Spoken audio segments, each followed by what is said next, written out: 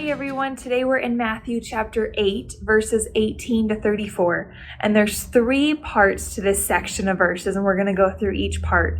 But the first one talks about the true cost of following Jesus. A couple people came up to Jesus in this story and said, "Lord, I'm going to follow you." And he basically warns them against the fact that there's going to be sacrifice involved, that it's not going to be easy. Moving on to the second part, Jesus shows his power over nature in this event.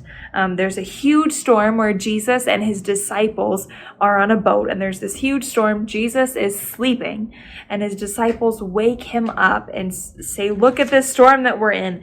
And he responds, they say, "Lord, save us, we're going to drown." And he says in verse 26, he says, Jesus responded, "Why are you afraid? You have so little faith." Then he got up and rebuked the wind and waves, and suddenly there was a great calm. The disciples were amazed. "Who is this man?" they asked. "Even the winds and waves obey him." I love that last phrase that they said. It says, "Who is this man?" There is such wonder at the power that is displayed in what he just did, that the disciples don't even know what to make of it. Who is this man that even the winds and the waves obey him? And so Jesus is showing that his power is over nature, the things of this world. He has power that's greater than that.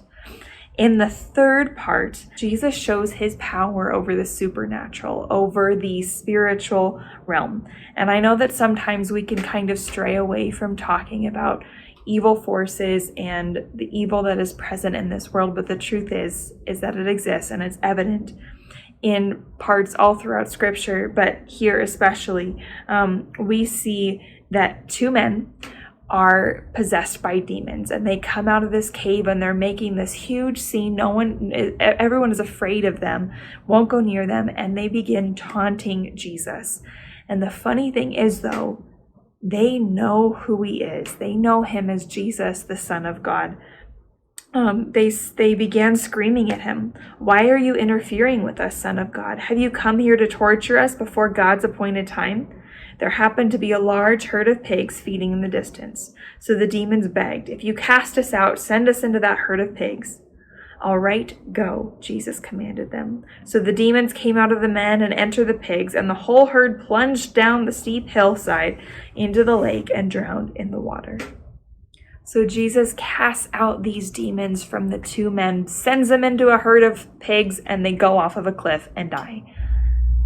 And so we see here in these 2 different stories that Jesus not only has control and power over nature, but he has power over the supernatural, over the evil things in life, in our world. And I want to go back to a little bit about how we were talking about that there's a true cost to following Jesus. Yes, there's a true cost and there's sacrifice involved.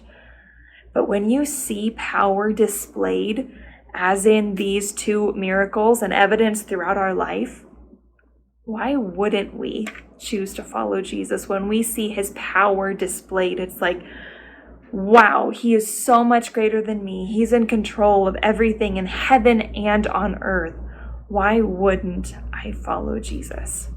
And so that's what I want to leave you with today, is that God's power displayed in Jesus and at work in our lives is so great. So let's choose to follow him in every single moment of our days. Have a great rest of your day, and I will see you next time. If these devotional videos are helpful to you, subscribe to our channel and click the notification button so you know when we post a new video. And of course, please share them with others.